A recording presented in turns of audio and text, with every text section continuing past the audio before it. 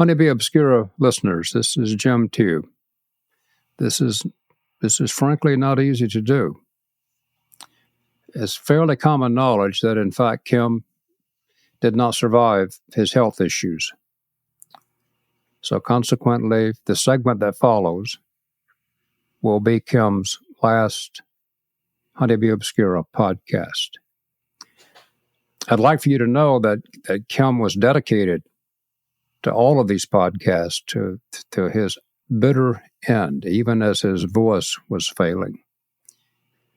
But it just reached a point where he couldn't do it anymore, and so consequently, we will find a way forward, but I do hope you enjoy mine, Kim's last Honeybee Obscura podcast here. Thank you so much for listening. Hey, Jim, you listening to this guy? Well, I was until you came over. But I've been down this path before. Why? What's on your mind, Kim? Well, come on, let's go out here, and I got a question for you. All right. Hold on. Hi, I'm Kim Flatham. And I'm Jim, too. And today we're here from Honeybee Obscura, and we're going to talk about, of all things, downsizing your operation. You are listening to Honeybee Obscura, brought to you by Growing Planet Media, the folks behind Beekeeping Today podcast. Each week on Honeybee Obscura, hosts Kim Flatham and Jim too explore the complexities, the beauty, the fun, and the challenges of managing honeybees in today's world. Get ready for an engaging discussion to delight and inform all beekeepers. If you're a long-timer or just starting out, sit back and enjoy the next several minutes as Kim and Jim explore all things honeybees. Something hit me right between the eyes yesterday that I wasn't expecting, and I don't know why. It didn't come from somebody or somewhere or something. It just suddenly was right in front of me. What am I going to do next year? Boy, I didn't have an immediate answer. 10 years ago, it would have been, well, I'm going to get 4 more colonies, 10 more colonies, 20 more colonies. I'm moving bees over to, the next county. But yesterday, none of that came up. What about you? Where did this come from, Kim? Just to step out here and start talking. Where am I? Give me just a couple of seconds to get my thoughts together. How would you word this? Because I think we're going to use this as a segment. So I'm at a pivotal place. I was exactly like you and like most of the beekeepers who passed through all the beekeeping cycles. I wanted more. I wanted different. I wanted pollen traps. I wanted to raise my own queens. I wanted to move bees for pollination, make splits. Kim, I don't want to be an old guy, but I'm just at a stage of life where I still want to keep bees, but I don't want to work a lot.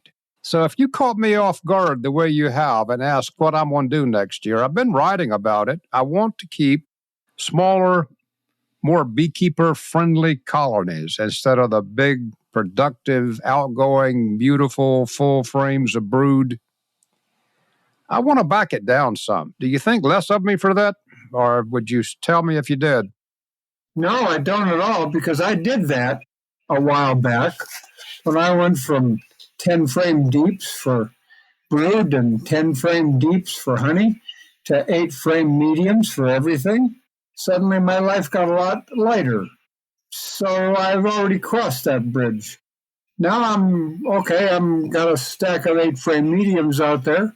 I like 8 frame mediums. I can still lift them without, crying or something. We've talked about this when we weren't recording, but 8 frames are 2 frames better than 10 frames. But that doesn't mean 8 frames are still light. They're lighter than 10 frames, but it's still work, Kim. I could go 8 frame. I could be talked into it. The only reason I don't go 8 frame is I've got so much 10 frame equipment. Yeah. The way I would go, either 8 or 10 frames, what do you know about keeping bees in a single deep and making them stay there, maybe with a queen excluder? What's going to happen other than the obvious swarming? Well, if I was going to be completely honest, I think that's what's going to happen. You're pushing the limit on what bees are set to grow. Beekeepers are set to keep them from growing. You can let them grow and give them more and more boxes, or you can try and keep them from growing. It ain't going to happen. And you're going to be fighting bees all season long. And you're going to come in one day and you say, dang it, I quit. No, I'm not going to do that. I will make mistakes in this. They're going to swarm. If I try to contain them to a single deep, just so I can manage the colonies, the big thing, Kim, is I have a lot of trouble getting down through my sometimes 3 deep brood chambers with maybe a couple of supers on top, because at some point you've got to treat for mites. That used to be just a Thursday afternoon job, but now it's a big deal. I've got to get ready for it, get suited up. I got to find the right day.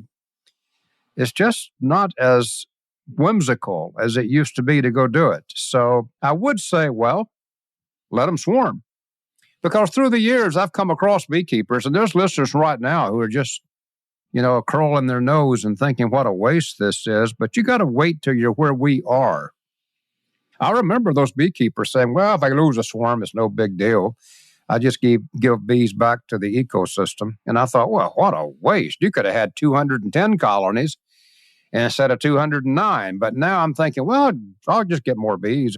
So my attitude's changing, Kim. When you say, what are you going to do next year? And I've been writing about it, and some of the readers have written to ask me how it was going.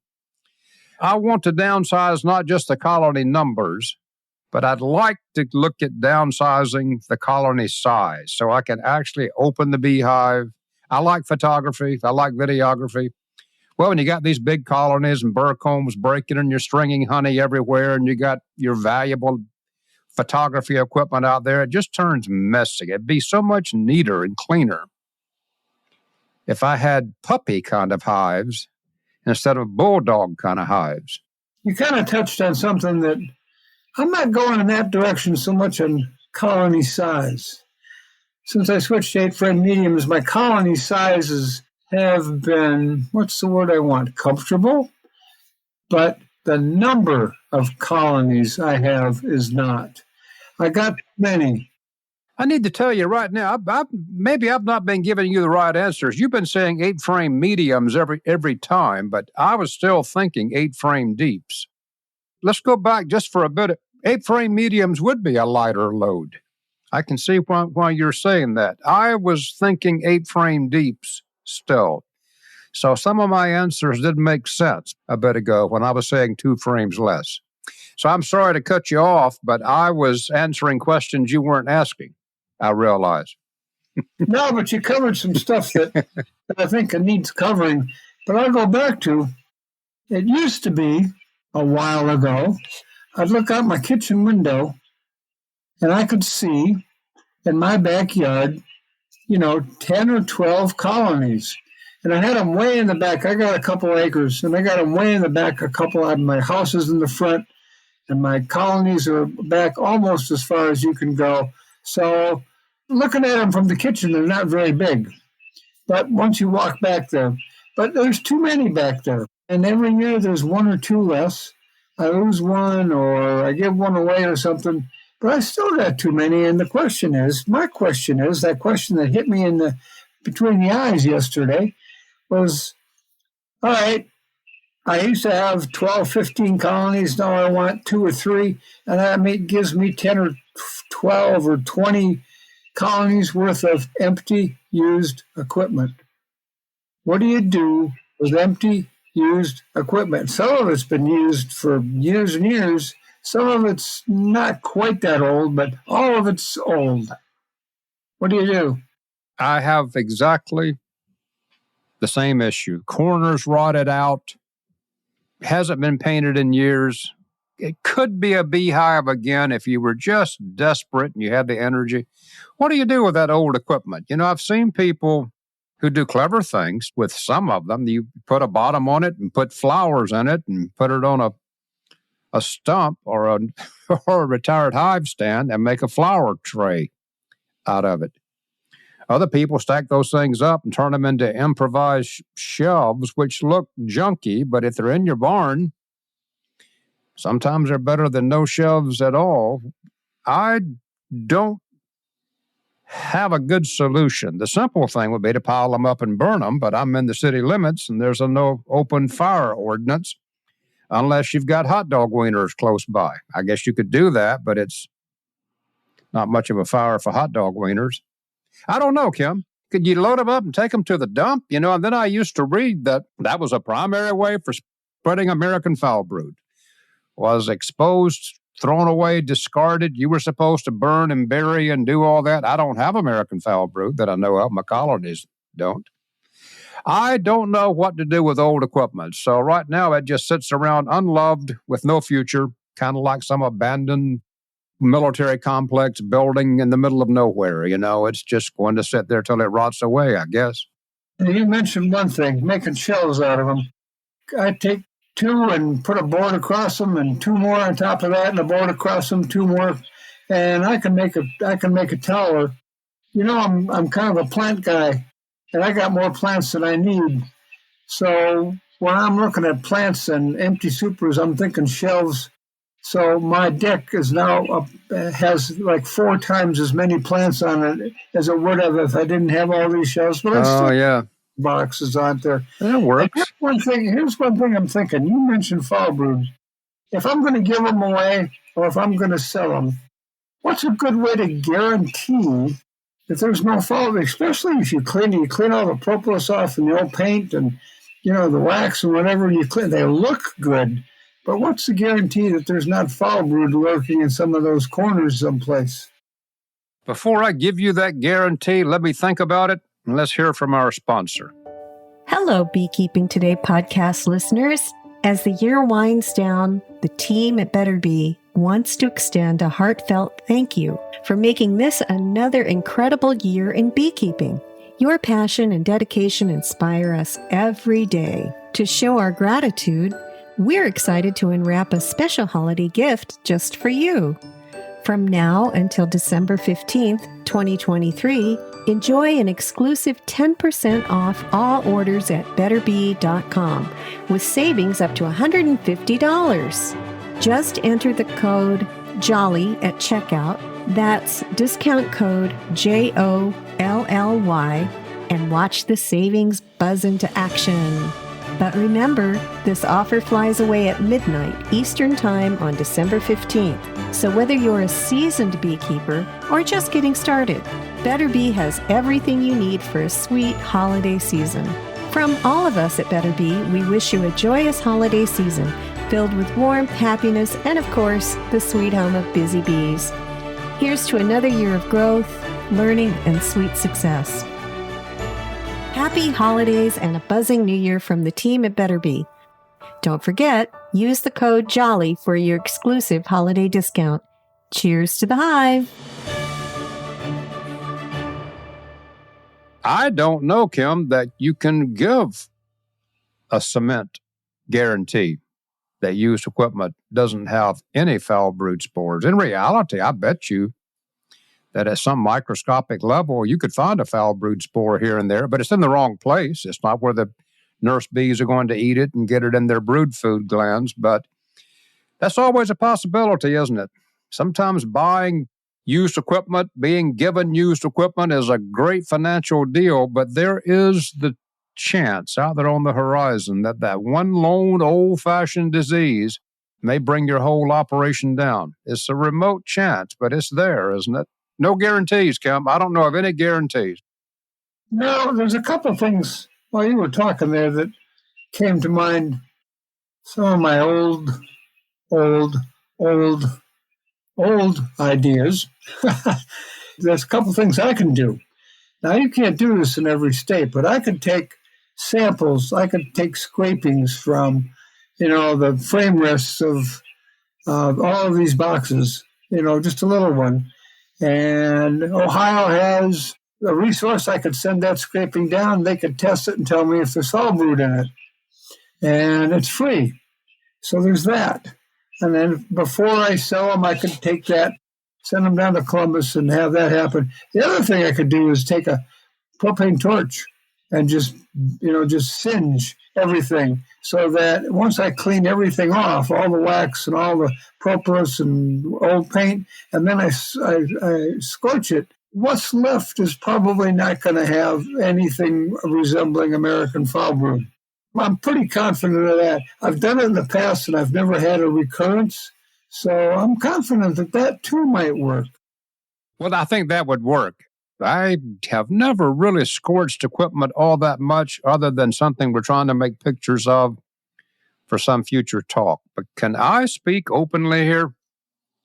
If I'm looking to buy used equipment and it's scorched, yeah, I'm probably going to get back in my bee truck and go, unless I know this person really well, like you.